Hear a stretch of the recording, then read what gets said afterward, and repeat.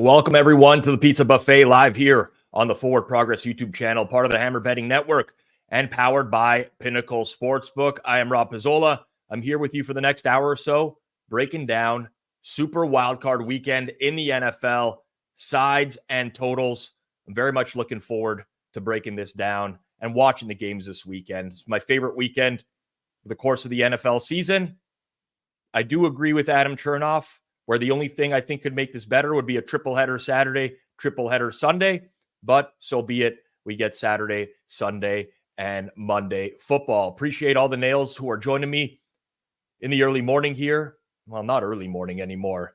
I was up late last night, so it does feel like early morning to me, but Nathan, James Davis, Everett Jones, Hunter, you've been listening to Circles Off. Really appreciate that. For those who don't know, check out Circles Off on YouTube. It's another podcast that I do, an educational sort of podcast. We interview a lot of guests and we just talk about the industry in general, provide some educational content there.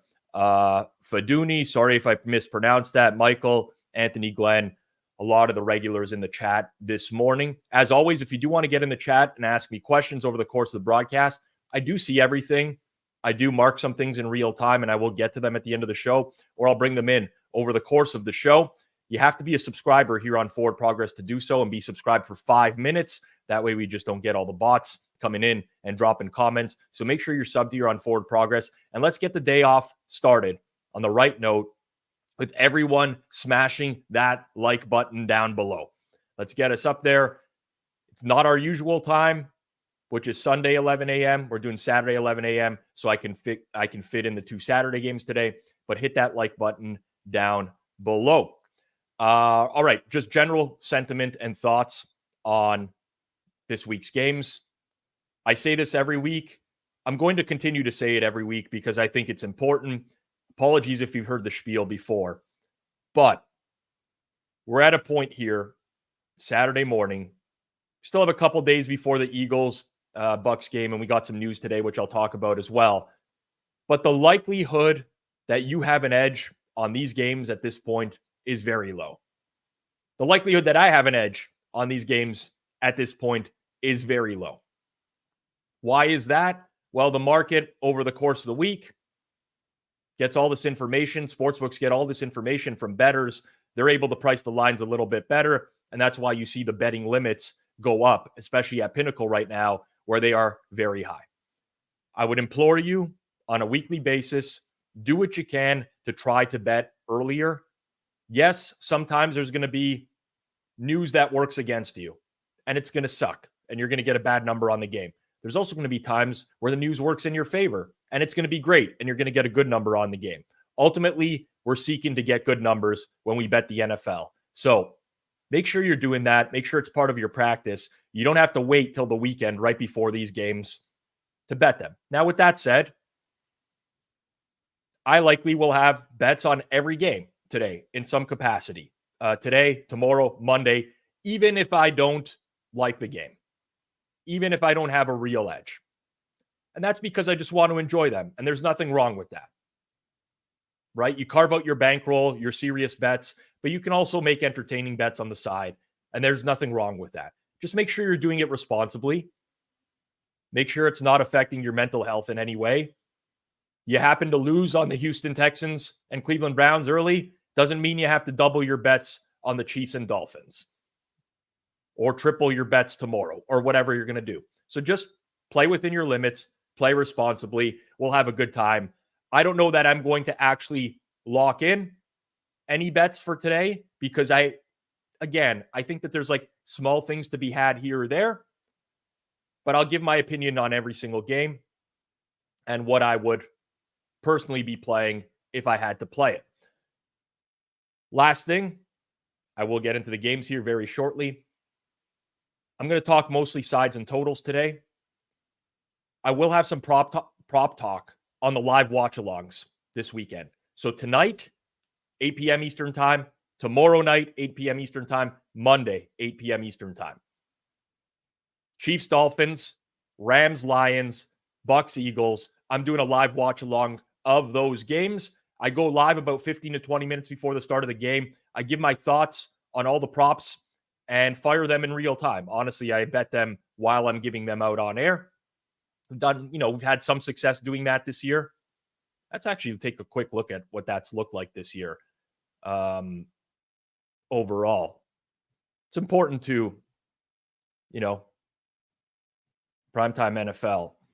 Like pretty solid overall. Now, this dates back to last year as well, but 4.3% ROI. Join me for those. I can't say we're going to win necessarily all the time going forwards, but join me for those. It's pretty fun. Hit some props, hit some in-game bets, have a bunch of guests on, and we just watch the games, talk about the games, but also just talk about general life stuff. So make sure that you're tuned in here on Forward Progress. Hit that notification bell down below to get notified when we go live. All right, let's get into it. Before we do, last thing I'll ask, hit that share button down below as well. Get the content out wherever you can. Twitter, Instagram, hell, if you're 58 years old, put it out on Facebook. Do whatever you got to do. Share, spread the word. Forward Progress is putting out some good content. I often preach line shopping here on Forward Progress. I think that's very important. I would never bet with one sportsbook because then you're just stuck with needing your 52.5%, 52.4% to break even on NFL sides and totals at minus 110. I line shop to try to reduce that vig. I would suggest you do the same, and I would never consider betting without Pinnacle as one of my sportsbook accounts because of their everyday competitive odds and their low margins. What you'll notice over the course of this show, as I bring up all the sportsbooks on screen and what the market is at, Pinnacle is very often going to have the best price on a side or on a total. So bet smart, bet Pinnacle, your trusted sportsbook for the past 25 years. Use code HAMMER when signing up. It does help support the show here. You must be 19 plus, not available in the US. And as always, please play responsibly. All right, let's get into it here. I will bring up betstamp once more. Go to the games, do a quick refresh. As always, easy way to improve as a sports bettor. Use multiple books, get the best odds. I'd recommend using an odds comparison tool like betstamp. You can compare odds across every sports book for games, futures, player props. Save time, save money. Check betstamp before you bet. Okay. Cleveland and Houston to start. Some funny comments in the chat right now. All right. Cleveland and Houston to start. Let's get into it. We got down to 2 at one point. A little bit of money back in on Cleveland. We pretty much settled across the board at minus 2.5. And honestly, listen, Pinnacle, sponsor here of Forward Progress. But if there is ever an illustration of why it's important, these 2.5s in the market, you're getting the best price at Pinnacle on Cleveland. You're getting the best price on pretty much on the Texans at Pinnacle as well. Total in the game is 44.5. First and foremost, my raw number in this game is just slightly below 2.5. This is like, it's indoors. We don't have the weather conditions that we are dealing with some other games this week, which we'll talk about. But for the Browns, the big story this week is Denzel Ward dealing with shoulder and knee injuries. He went full practice, limited practice. I think the expectation is at this point is that he is going to play in this game, which is obviously big for the Browns defense having their number one corner. Juan Thornhill, their starting safety, he's been dealing with a calf injury. He got 2 limited practices in. I think overall, from an injury standpoint, things are looking okay for the Browns. They activated Grant Delpit off of IR. He's not going to play today. He's trying to come back from that groin injury. Potentially they get him back later in the playoffs if they do win this game. One thing, though, that is kind of flying under the radar, especially when you have a game where the spread is this close, 2.5. Dustin Hopkins, kicker for the Cleveland Browns, is out today. Riley Patterson will be the kicker for the Browns. Now, you'll look at Riley Patterson's career numbers and you'll be like, why, what's the deal with this guy? Why is he getting cut all the time? Why is he bouncing around team to team? His career numbers are actually pretty strong from a field goal percentage standpoint. The difference is that Riley Patterson doesn't have a leg. He'll struggle from 50 plus, whereas Dustin Hopkins does. I'm interested to see how that changes the game dynamics, whether Stefanski wants to go for it a little bit more rather than kicking long field goals. But there is something to Dustin Hopkins not being there. Houston's injury report, much tougher to decipher due to the amount of players listed as questionable. But nearly everyone at least got in a limited practice on Friday.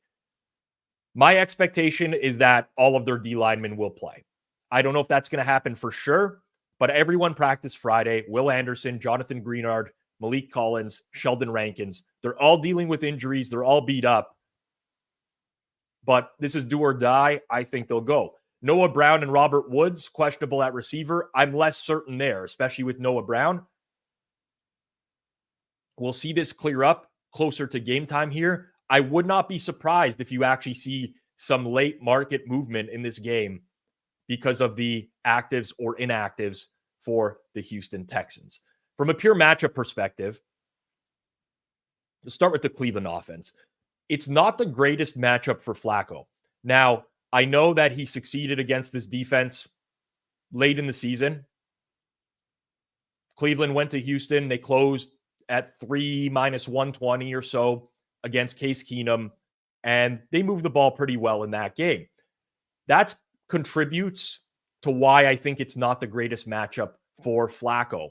Typically speaking, when you get defensive head coaches and they see a quarterback second time round, especially in a tighter, shorter window, the EPA and success rates for that quarterback tend to drop substantially in that second game.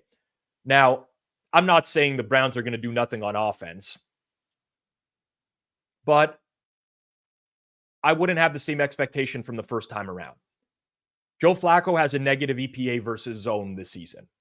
His success rates aren't bad overall, particularly against cover 3, 50% success rate. But overall, his EPA is negative because he struggled with turnovers against zone defenses. Houston plays a lot of zone looks. If I, had to make a prediction on how this goes, I think the Browns offense will move the ball. But just like most of the Flacco starts we've seen this season, there's going to be a few times and at least a few turnover-worthy plays in this game. That might be the great equalizer. From a pure yards per play standpoint, the Browns offense has gotten better every single week. The first start against the Rams, 4.7 yards per play. Then Jacksonville, 5.3. Chicago, 5.6. That Houston game in week 16, 5.6. And then week 17 against the Jets, 7.4 yards per play. So we have seen improvement. But again, I think there's at least some cause for concern with just the tight window and the same defensive coach in DeMeco Ryans seeing him again. On the other side of things,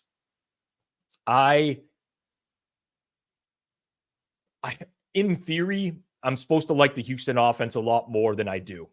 And what I mean by that is I really like CJ Stroud.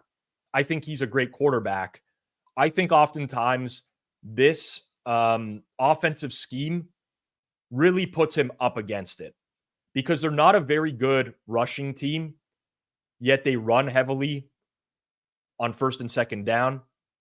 It's been the case for them. I don't know if it's a Bobby Slowick thing or if this is the mandate from DeMeco Ryans, but they get themselves into a lot of third and longs, and Stroud can overcome a lot of those and has over the course of the year, but he did that with a healthy Tank Dell where he could throw downfield. And we don't know on Noah Brown and Robert Woods right now. Like this could be a receiving core of Nico Collins, John Mechie, Xavier Hutchinson. There's just not a lot of depth there. So that remains to be seen. Also, the Browns defensive and offensive splits have been large this year. It's been talked about ad nauseum, but they do pressure the quarterback. The biggest difference for Cleveland this year, home to road, and why they're giving up so many more points on the road is they're giving up way more explosive plays on the road. The Texans love their explosive plays, but they take time to materialize, to get guys downfield, and depending on which receivers play, they might not be in the cards. So I think it's a really interesting matchup. CJ Stroud, of the 12 starting quarterbacks this week, I have his expected EPA dropping by the largest amount versus the Browns defense relative to if he was facing a league average defense. Now, I still have him projected at a 47.8% success rate, a positive EPA per play, but on the season, he does have a negative EPA per play against single high safety, cover one, which the Browns run more than any other team in the league, about 40% of the time. So that's a very interesting matchup as well. All of this goes into my numbers on the game, which I arrive in like a Cleveland minus 2-ish type of range. Personally, I would only bet Houston.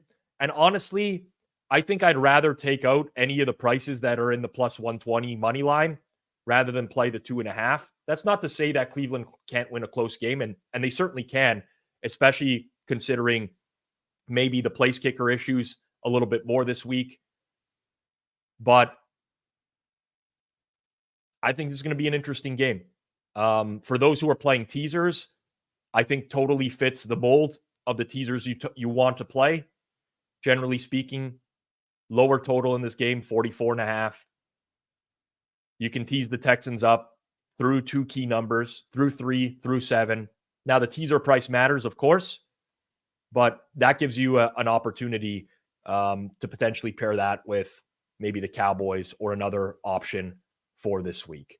So at the end of the day, lean to Houston on this game. Game number 2 tonight, which I'll be doing the live watch along for. Dolphins and Chiefs. One-way action towards the Chiefs this week. Pinnacle minus 4.5, minus 113. Total has been bet down for obvious reasons, which I'll get into here in a second. But every single sports book is now below 44, except for one, which technically is a number that's below 44 based off of the VIG. Of all the games this weekend, this is the game that I personally have the least amount of confidence in. So I'm always going to produce a number on every single game of the week. It's just standard practice for me. There's never a game that goes by where I don't attempt to try to make a number. However, I also attach a degree of confidence to each number. And this one is extremely low because there's a lot of moving parts. First and foremost, you have the weather, which is expected to be one of, if not the coldest game in NFL history, which is 0 degrees Fahrenheit at kickoff right now, which is minus 18 Celsius. But with the wind, we're expecting the temperatures to feel much below there. Much below there. Now, a lot of people have been talking just about the temperature. It's a cold game. It's also like when you have 15-mile-an-hour winds with gusts up to 25 in that type of cold, that's disastrous. We don't have a large sample of extreme cold games in the NFL, especially ones that have some wind to go along with it. What we do know is in that small sample, scoring is largely suppressed. This makes a lot of sense to me. I'm wearing the beanie today and the Pinnacle sweater. It's pretty cold here in Toronto. We had a snowstorm last night. I'm going out to shovel. Wind. It's a disaster. Like your hands get cold through gloves. I can only imagine what it feels like catching a football. I can only imagine what it feels like for quarterbacks holding the football. It is. I mean, Tony says it like this, not just for kicking field goal, but the ball's going to feel like a brick. It will. I remember years ago being at the MLS Cup in Toronto for Toronto FC and the Seattle Sounders. And the game was negative. It was below 0 Celsius for the finals. Really cold. I remember the players after the game talking about how like heading the ball felt like heading a brick. It obviously has an impact on the game and on scoring. How much? I don't know. And now you add in the injury situation, and I think the game becomes even more difficult to handicap. Because typically speaking, in my opinion, whenever you get really bad weather conditions, I'll talk about this with Pittsburgh Buffalo tomorrow too, it condenses the game. And what I mean by that is like, it's no longer football that we're used to, right? Like we have like this large sample over the course of the year of football. Now it's just men versus men in like a will to succeed type of situation. You get rid of the deep passing game, everything's underneath. That changes the output of the game. And typically speaking, that makes the underdog more appealing in those instances. However, KC injury report is great. Yeah, Kadarius Toney, Justin Ross, whatever, like no real impactful injuries. For Miami, it's a disaster. We know Xavier Howard is out at corner. There's a lot of people who are like, Xavier Howard hasn't been good this year, which is true. But it's all relative to who's playing behind him. So Eli Apple gets more starts, and the Dolphins are like not super deep at corner. So when you lose a player that's even been average to below average, the drop-off can still be significant. Then you get their starting safeties, Javon Holland and Deshaun Elliott, both 3 times DNP this week, did not practice. That does not bode well for their status. Javon Holland has been one of the best safeties in the league this year. Both of these guys are especially good at stopping the run as well and getting down towards the line of scrimmage to help out. A real asset, you would say, against Isaiah Pacheco. On offense, Jalen Waddle, Raheem Mostert, 3 times limited practice this week. I think there's an above 50% chance that both of them suit up. I don't know about their effectiveness. But then you look at the linebacking. Miami's literally signing players off the street this week. And not one player. Like Melvin Ingram, Justin Houston, Bruce Irvin, Malik Reed added to the roster for this one game. It's really challenging to put an accurate number on the game altogether with all of these situations. The market is clearly selling Miami here. Clearly. The injuries, the weather, right? Tua played at Hawaii. You know, he grew up in Hawaii. A lot of the Dolphins are not used to these conditions. Whatever, that could be true. There could be something there. It also could just be random, like just a pure narrative. There's a lot of guesswork involved. Truth of the matter is, when the Dolphins offense has been healthy and they've had everyone on the field this year, they've had success against every type of defensive scheme. And ordinarily, that would serve them well here because they're going to get Steve Spagnuolo, opposing defensive coordinator, that mixes things up a lot and tries to confuse other quarterbacks. KC plays like cover 1. They'll play cover 2. They play cover 3 at a very low rate. They mix in a lot of quarters. You do not tend to see this distribution with other teams. And in that matchup that they played back in early November in Germany, Tua really struggled for a lot of that game. The Dolphins put up a 39% success rate on offense. It wasn't until late in the game, trailing by a lot, where they were able to start getting things going and mounting a comeback. On the other side, Vic Fangio plays a lot of cover 3. He mixes in a lot of cover 6. There are some man coverage looks as well for Miami. He pretty much avoids cover 2 and the all-out blitzes, the cover 0, at all costs historically, until last week against Buffalo, where he's sending a lot more pressure because he didn't have his top pass rushers.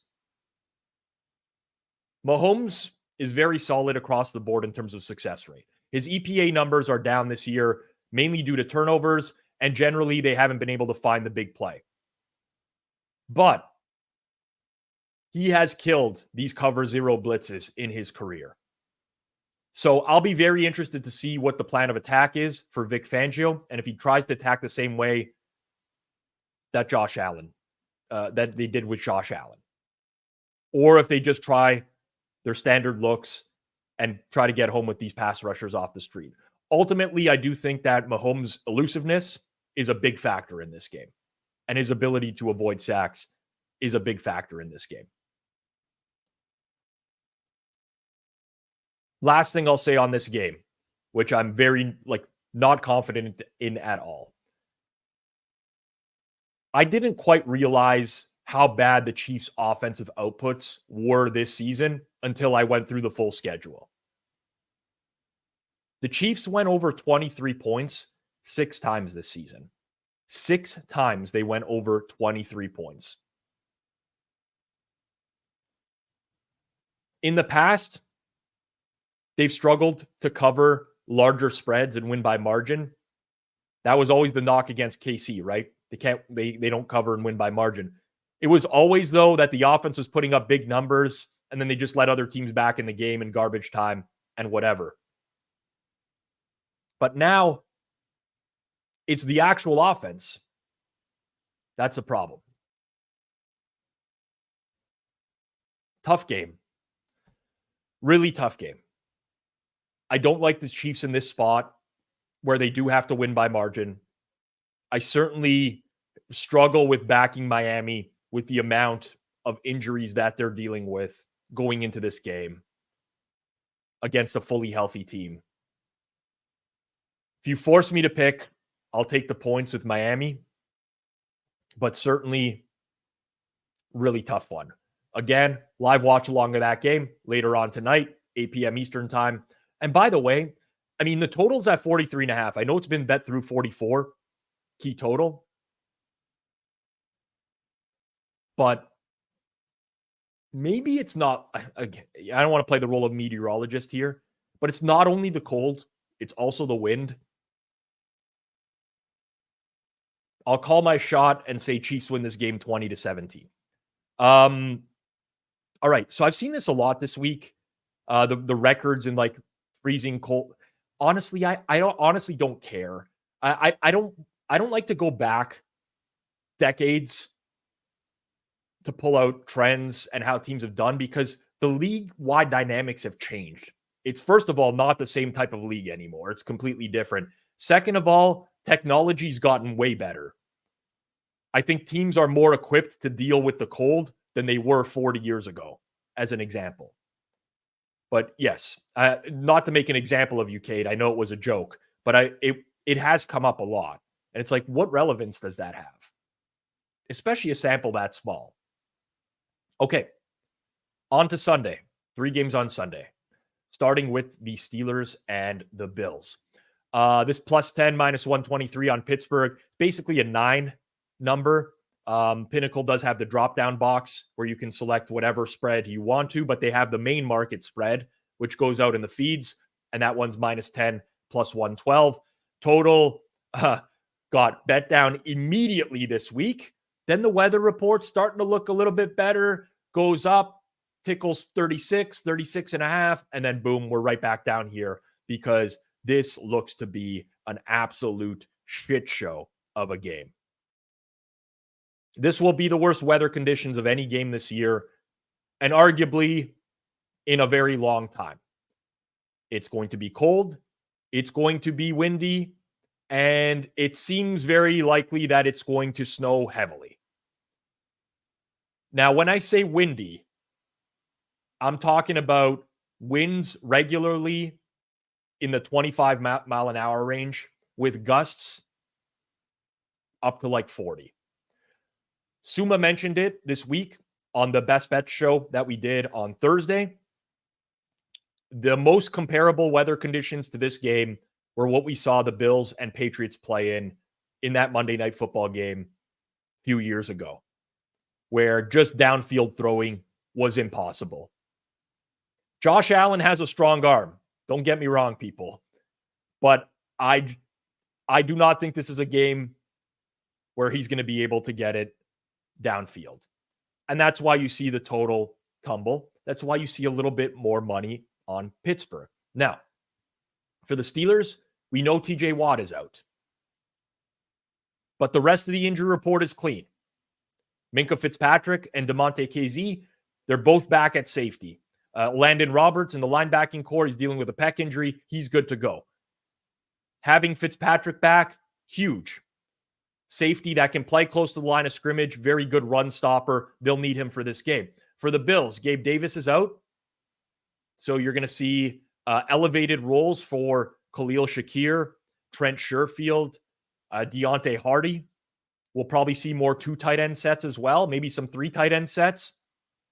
We don't know about Rasul Douglas just yet, but it sounds, just based off the commentary around the team, that Rasul Douglas is going to play in this game. Now, in ordinary conditions, I'd really like Josh Allen's chances to move the ball here. And that's primarily due to the absence of TJ Watt, who is paramount to that Steelers defense. Everybody by now knows like the Steelers records or the dichotomy of TJ Watt on the field versus off the field. And it's a big drop off. But the wind is such a big factor here that I think the loss of TJ Watt is mitigated a lot in this game. Now, TJ Watt helps in the run stopping game as well. He's an above average run stopper. It's not like he won't be missed there. But this isn't a game where the Bills are going to come and Josh Allen's going to drop back 45 times. If it was, the absence of Watt would be huge. But with the condensed game, the likelihood that the teams are going to run the ball more, it's a smaller impact. I mean, we get this. Allen at home, playoffs, come on. I mean, Allen played at home against Skylar Thompson in the playoffs last year and barely won that game. It's not like this foregone conclusion. Buffalo, in my opinion, Buffalo's actually, we talked about this for years.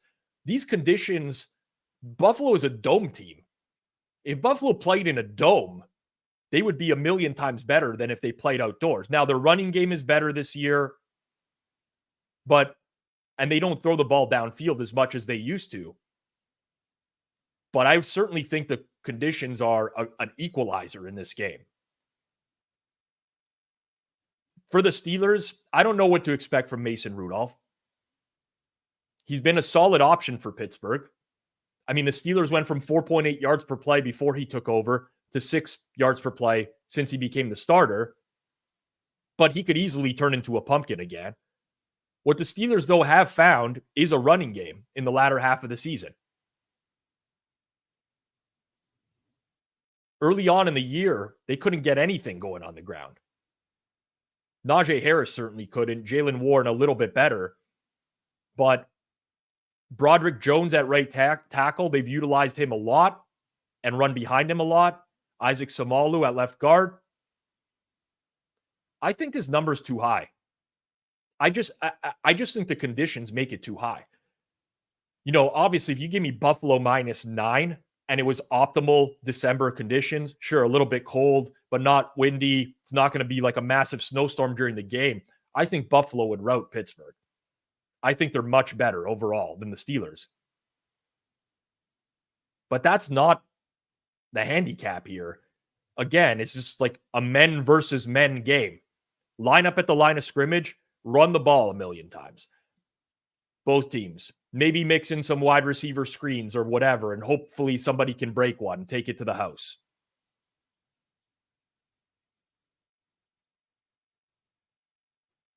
I'm not even sure the total's low enough in this game based off the weather conditions. Typically speaking, when we do have these very low totals with bad weather, again, smaller sample size, but a lot of them tend to go under and go under by a lot.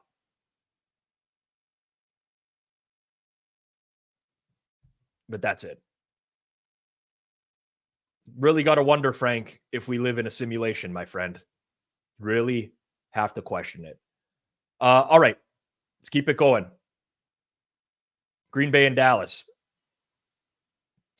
I'm a Cowboys fan. Let me make it very clear to the audience. I root and cheer for the Dallas Cowboys. I try to remain as impartial as possible when breaking down Cowboys games. For those who've watched my segments over the course of the years, you can attest to the fact that I very often pick against the Dallas Cowboys. Sometimes I bet on them. I do what the numbers tell me, not what the heart tells me to do. What the heart should be telling you to do right now, though, is smash that like button down below. We're over 200 watching live right now. We got 76 likes. Frankly, it's a goddamn embarrassment. Smash that like button down below. I'll get into the Cowboys and the Packers here. Market is kind of settled again. So this Pinnacle number, if you hit the drop down, it's basically a 7 number. So we're at Dallas -7 in this game.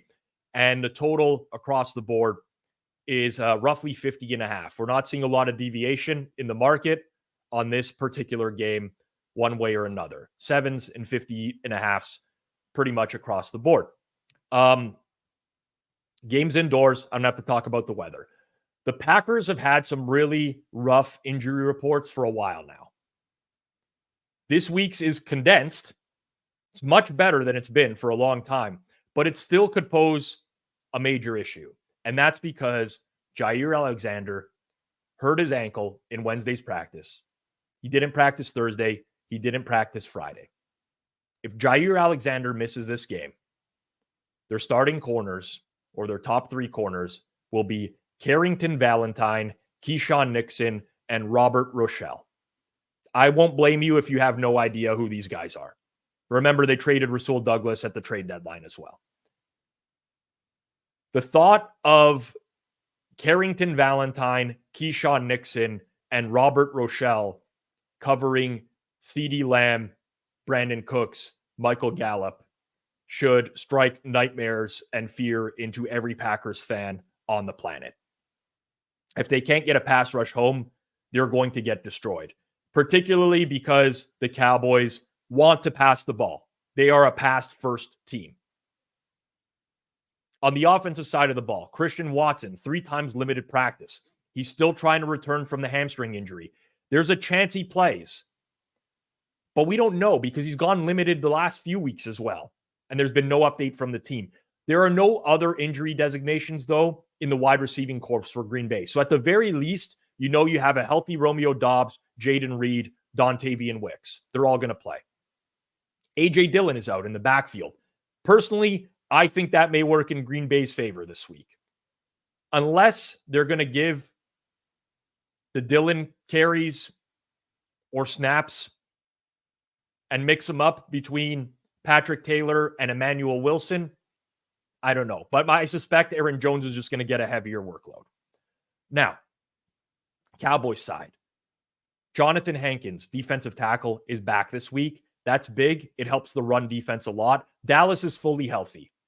People were concerned when Stephon Gilmore went down last week. He had a dislocated shoulder, popped it back into place. He's good to go. So Cowboys really have no injury concerns other than whoever's been on IR for most of the season. For the Cowboys offense, the Packers play a high rate of cover 3, and they mix in some man coverage looks as well. I don't know if Jair Alexander's out, how much man coverage they're going to mix in here. I would expect that they just really increase the dose of cover 3 that they're going to play. Dak Prescott, 49% success rate against both cover 1 and cover 3. He produces his highest EPA per play against those 2 defensive schemes. The Packers can't defend receivers out of the slot, which has been an issue all year. CeeDee Lamb, probably going to eat in this matchup. I do think Dallas is going to score in this game. The one thing we know about the Cowboys at home this season, they score points. It's the fast track. They move the ball through the air. They take shots downfield. They will score. I'm not totally convinced about the Cowboys and like their margin of victory at home. They've gotten a lot of cupcakes along the way. They've had some misleading final scores along the way. The last couple times we've seen them at home, could have easily lost to the Lions, could have lost to the Seahawks. The game against the Eagles, which they won by 20 points, the Eagles fumbled 3 times on the Cowboys side of the field in that game. So I'm not convinced that the Cowboys are this unstoppable force at home, but I do think that they will score. Now, for as good as Jordan Love has been, which has been very good, inconsistent, but overall very good, his success rates and his EPA drop off against cover one. Dallas will throw a lot of cover one looks at him. For those who don't know, cover one is a man defense with one safety patrolling the middle of the field and picking out where he's going to go, reading the quarterback a lot of times. Now, I do think he's better than his numbers have shown against cover one because we've had all these moving parts on Green Bay's offense this season, especially with the injuries at receiver. Hasn't been consistent. They also have Luke Musgrave back now after the kidney injury, after, got him back last week as well. The Packers, in my opinion, though, will try to run the ball. The weakness of the Dallas defense, even with Hankins on the field. And I think they will have success doing so. The Packers run a lot of inside zone run concepts. Aaron Jones is 51% success rate on inside zone runs this season. The Cowboys haven't really stopped that all year. So to me, that's going to alleviate a lot of the pressure off of Jordan Love in this specific game. A lot of the talk this week, and it is every year in this round, is like these rookie quarterbacks. Sorry, I shouldn't say rookie quarterbacks, but quarterbacks making their first career playoff start and how historically those have not fared well. The challenge and issue I have with that is if you take that list of quarterbacks and you go through them and you kind of rate them as to their quality, most of those quarterbacks aren't very good, average to below average. I think Jordan Love is a solid quarterback and will be for years to come. So I'm not sure I buy that as an angle that's going to affect this game all that much. And the Cowboys defense, honestly, Dan Quinn's going to probably end up in Seattle. A lot of love for them overall, but they can be burned over the top. They cheat a lot. They're not the best defense. When you adjust for quality of competition this year, hasn't been a good look for Dallas's defense. Their last 3 home games, they gave up 6.3 yards per play to the Lions, to the Seahawks, and 6.2 to the Eagles. So everyone wants to talk about them being like this force at home. I don't know. I honestly think the total is short in this game. Anything below 51, which is the entire market right now, I think is too low. Good conditions, offenses that I think at least have a major matchup that they can exploit. I think the likelihood of Jair Alexander playing at this point, based off of what's transpired this week, is low. And I do think if he officially gets ruled out, this total will get bet up. So personally, that's the way that I would play it. My number in the game is very, very close to being exactly on 7. One way or another, if I had to bet it, I would probably lean to taking the points with Green Bay.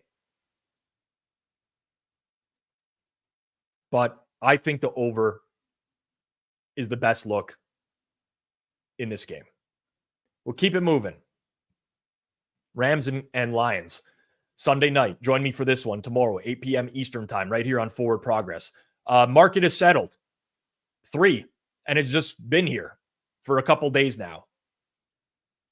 Total in the game. The highest on the board, 51.5. Some spots already out to 52. This to me is a very fascinating game. Game indoors, beautiful. I'll go through the injuries in a second, but I want to start with one thing because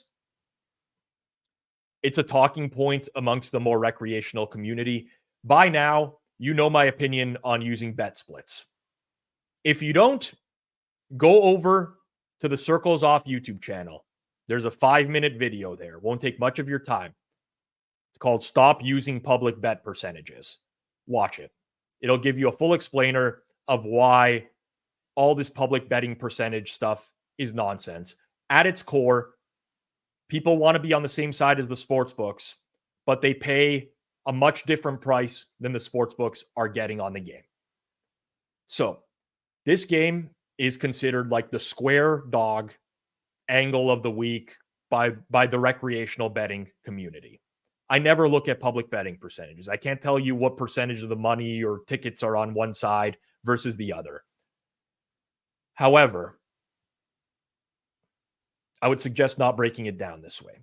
If you want to go down that route and you're fixated on everyone's betting the Rams in this game, I can't bet the Rams or I have to take the Lions. I'm not suggesting the Lions can't cover. I'm not suggesting that, like, at this price right now, it's a coin flip one way or another. You flip a coin, sometimes it's going to land heads on the Lions. You flip a coin, sometimes it's going to land tails on the Rams. But just go back through several years of playoff football and look at a lot of these big public sides in these games that have won.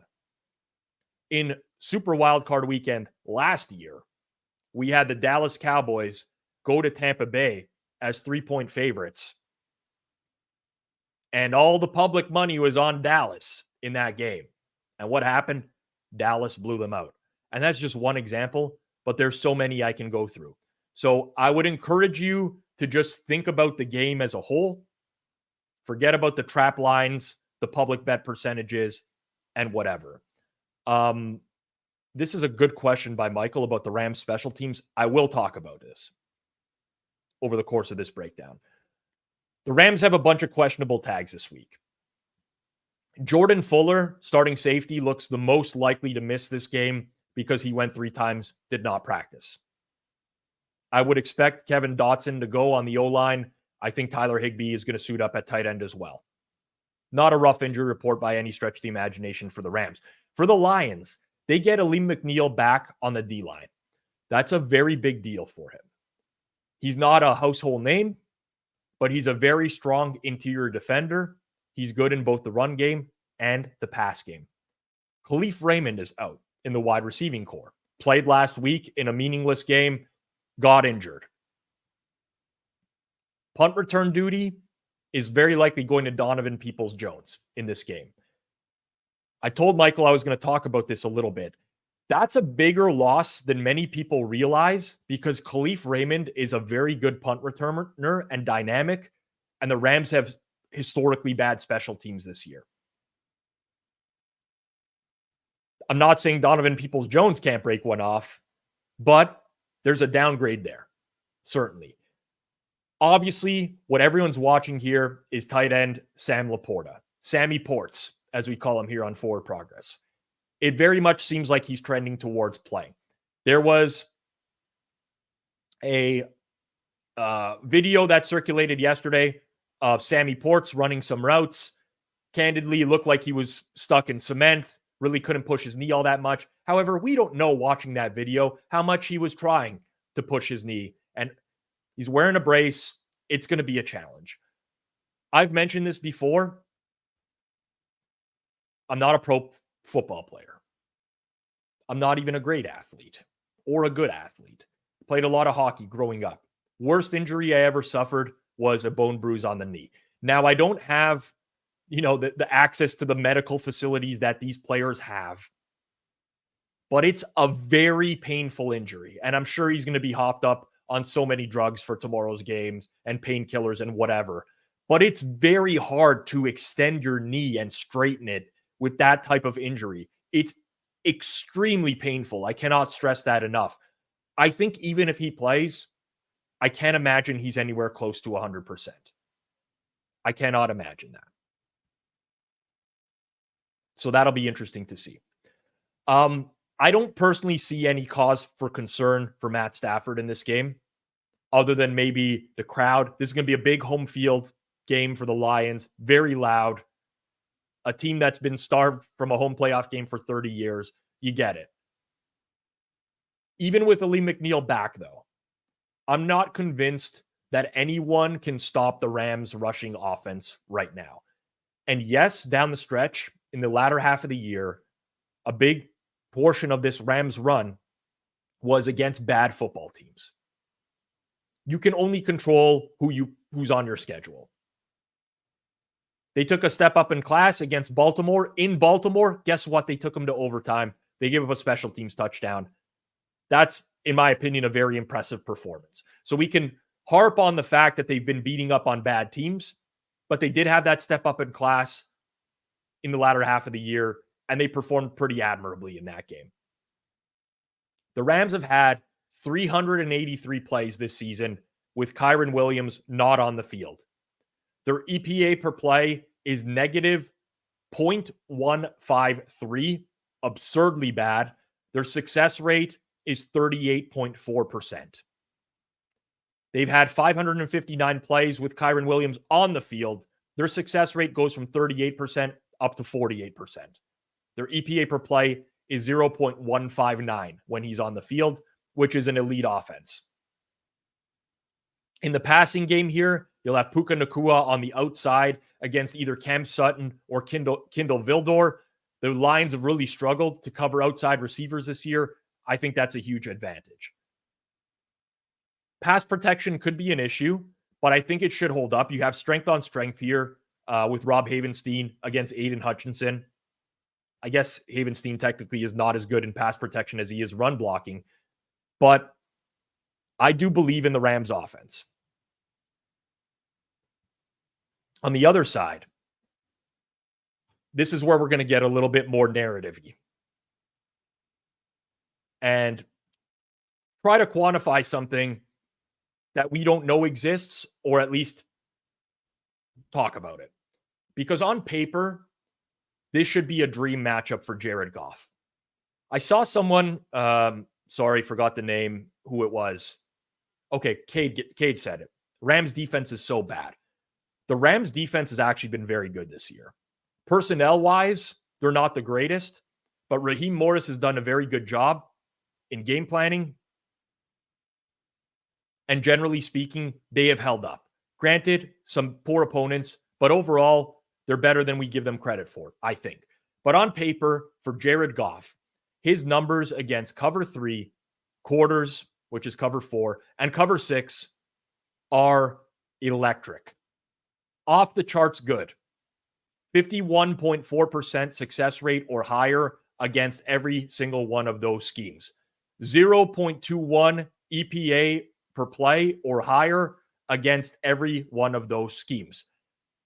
For comparison, those are basically Josh Allen's numbers over the past couple years. The way teams have confused Goff is with cover 2 looks, where he's really struggled to decipher the difference between those defenses. But the Rams play one of the lowest cover 2 rates in the league at 3%. The challenge I have with this game is whether or not the Rams stick with those tendencies, because we do see that in the NFL. I don't think the vast majority of people realize how similar game plans are teams don't deviate a lot from what they regularly do. Teams that play a lot of cover 3, they tend to play a lot of cover 3 the entire year. They might mix in some new sprinkles here and there for individual game plans. But on a week-to-week basis, teams that play certain styles consistently play those styles. The challenge here is that you have a head coach in Sean McVay that knows all of Jared Goff's tendencies. For years, he would literally rush Goff to the line of scrimmage as quickly as possible so that he could read the defense for him and pipe it into his headset before they lost communications. I have to think that there's something there. I have to. I will be floored if Sean McVay and Raheem Morris do not have a few tricks up their sleeve for a quarterback that they know very well.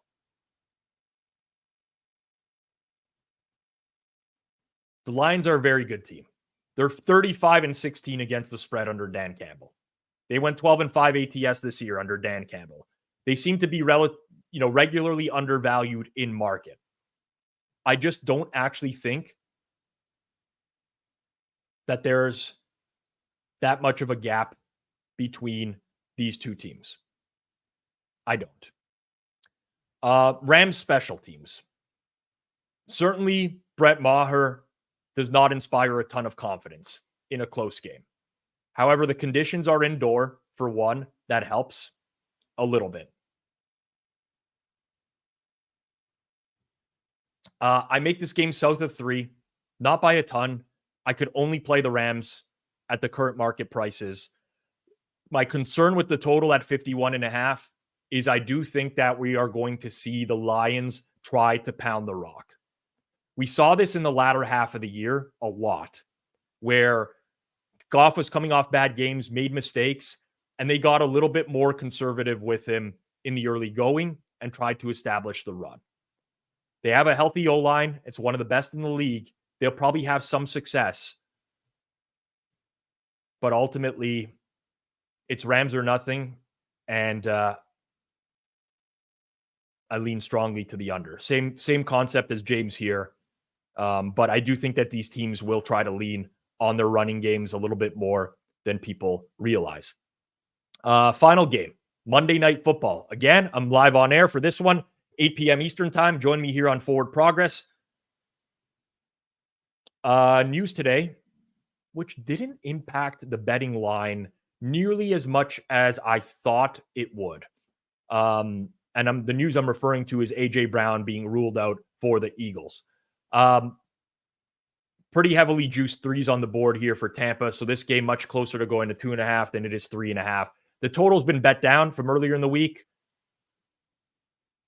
There were numbers at 44. We're now down to 43. Remember, 44 is a key number when it comes to betting totals.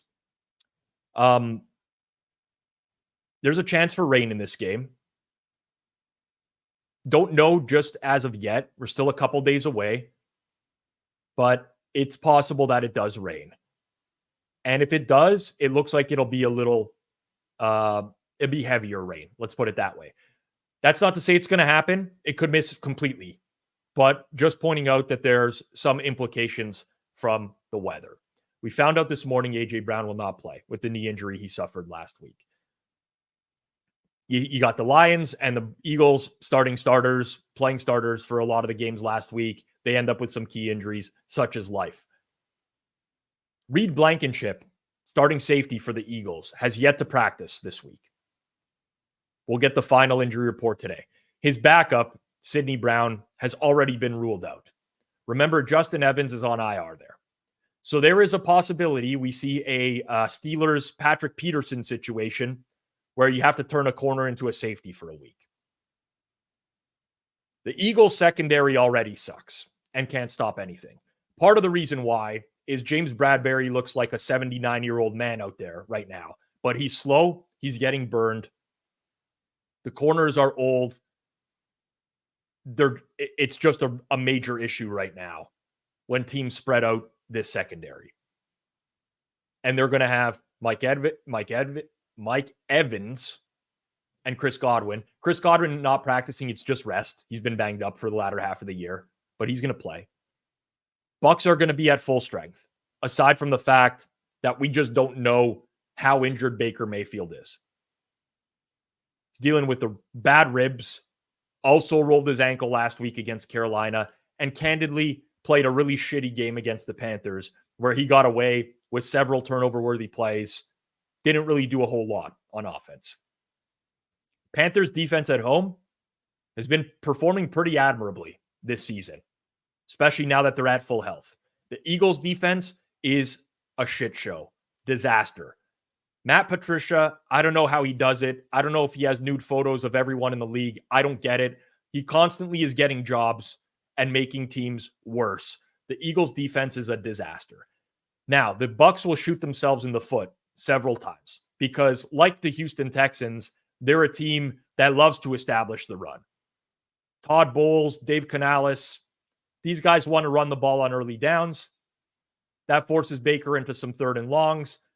The Eagles don't quite have the pressure rate that they did a year ago and aren't getting to the quarterback as much as they did, but that's not exactly a recipe for success for the Bucs. However, everyone is moving the ball on Philadelphia. I stress everyone. Tyrod Taylor last week, it looked like Michael Vick in his prime, basically, the way that they were shredding the Eagles in the first half. And this has been a consistent theme in the latter half of the year. It's looking more and more like the change in coordinators in the offseason for the Eagles really had some major implications in the latter half of the year. On the other side of the ball, Jalen Hurts has not thrown a ball this week. Dislocated his middle finger last week. It was all messed up and mangled on the sideline. No A.J. Brown. Devontae Smith is beat up. This is not a deep wide receiving core outside of the top two. I mean, Julio Jones, he has the explosive. I mean, he doesn't have any burst. Zero burst anymore. He cannot separate. Olamide Zaccheaus, Quez Watkins, these are not good secondary options. Philly will try to run the ball, and they're going to have success running the ball in order to have success in this game, in my opinion. Now, Tampa's run defense isn't quite as good as people give them credit for. They're like league average in success rate stopping the run. Their EPA per play is much higher. That's because of turnovers in the running game, some fumbles they've been able to force. But what's really surprising to me is the lack of line move. Like, the game came off the board. A.J. Brown ruled out. We moved from +3 -115 to +3 -117. That indicates to me a couple things potentially. One, whoever's bet Tampa has already bet Tampa. Two, there could be an appetite to bet Philly in this game, which wouldn't surprise me because Philly takes money somehow in a lot of games. I'm a believer that both of these teams are overrated. I would have loved to fade both of these teams in the first round of the playoffs. If we had a scenario where the Eagles won the division and it was Green Bay going to Philly or the Rams going to Philly, and we had a scenario where it was Dallas going to Tampa, I sure as hell would be betting against both of these teams because I think they've been overrated in market for a while. The Bucs beat up on their division a lot this year. And outside of the division, the NFC South did not look good. But I think we're holding on to what the Eagles once were, and they're just not that anymore. And now you have all these question marks. You have no A.J. Brown, which is a massive, like, game-changing player for them. I think the Bucs are the side in this game. I like them on the money line. There's 130s out there, 131, Pinnacle, a few other spots, 130. I think those are good bets, personally. Just can't get there. All right. Quick recap of the games, but as I mentioned, Bucs are nothing for me. I think the total's fine now, around 43. I definitely don't disagree with the under money, but I don't really have a strong opinion there. For me, it's Rams. And if I had to pick the total, I would actually lean slightly to the under here.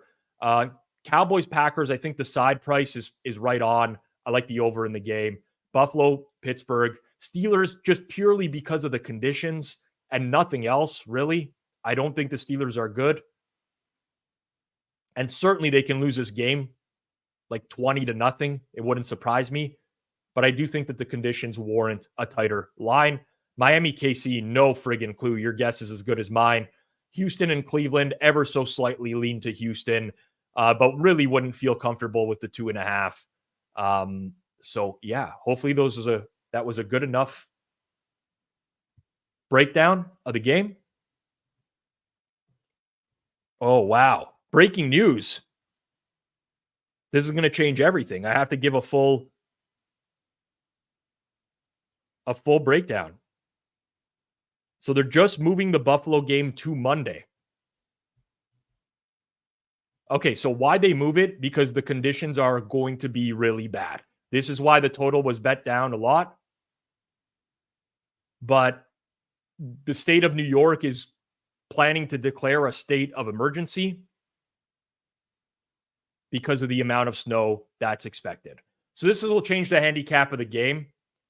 And likely my opinion on the Steelers will be a less strong than as I went through the stream. Chosen says, pretty sure all of our bets are voided now. Almost certainly, yes. But yeah, that really sucks for anyone who got the great prices on the total, which is really annoying. So we get 4:30 p.m. Eastern time on Monday now. Which honestly, I will say this. I hate these fucking outdoor weather games in the playoffs. Like, to me, a lot of these games are not even just a test of, you're not even playing football anymore. It's not a test of like what the league currently is. So I don't mind that necessarily, but it does suck for the bettors. And I do feel for people who work hard over the course of the week to pounce on information, get good numbers. It really does suck. Monday, still wind of 17 and gusts of 28, chance of snow. I'll have to run the latest weather report, but this is going to be off the board. It's going to be off the board. Really wish teams had indoor stadiums, but it is what it is. Yeah, I know a lot of people in the chat upset. As am I, honestly. It's just a little bit annoying. Like, a lot of times they'll just move the location of the game, which was very much an option for them to do so this week. But that didn't happen. What about the Buffalo possibility of playing on a short week? I mean, it's really the same amount they played the Sunday night game. I don't put a lot of stock into that, if anything at all. All right. Appreciate everyone who tuned in today. You don't have an early game tomorrow now. I don't know what I'm going to do with my life. I was like getting ready to gear up for like 12 hours of football tomorrow. Now I'm going to have to do something with the wife. It's very disappointing. Changes the entire day for me. Monday doubleheader. Well, Saturday, Sunday, Monday doubleheader. All right, people. I'm back later on tonight, right here, 8 p.m. Eastern time. I'll fire through props really quickly off the top of the stream because the game starts at 8:10. So make sure you're in here right off the top. We'll talk recap of Texans and Browns. I got some banger guests tonight. Make sure you tune in. That's all I'll say. Sub here on Forward Progress. Smash the like button down below. And of course, set bell notifications. And of course, if you're in Canada, make sure you check out Pinnacle Sportsbook. 25 years in business for a reason, people. Great book, great lines, great service. Check them out if you're in Canada. Use code HAMMER. For myself, Rob Pizzola, for my producer behind the scenes, Jason Cooper, a.k.a. Jason Sins, as he's now known on the live watch-alongs. This has been another edition of the Pizza Buffet Super Wildcard Weekend. Everyone, I wish you the best of luck on your bets this week, and join me for the live watch-alongs we got going on tonight, Sunday night, Monday night. Peace out.